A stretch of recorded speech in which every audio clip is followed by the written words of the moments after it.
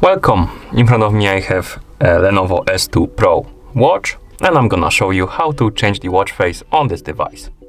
First, let's wake up the screen on our watch by pressing the side button. After you wake up the screen, swipe downwards from the top of the screen to open the quick panel, and then tap on the settings icon. In settings, select the dial option, and here we have the watch face menu. We can scroll through this list by swiping left and right. Find the watch face you like to use and tap on it to apply it, like this. You can also change the watch face via the phone app if your watch is paired with a phone. So I'm gonna bring my phone right here. Close this for now.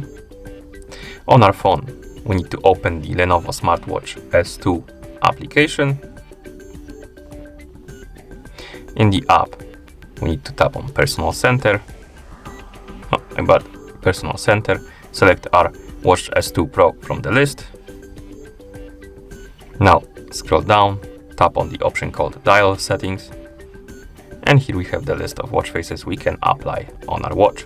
Find the one you like, tap on it to select it, then tap on Synchronous Dial, basically syncing it to your watch. Let's wait.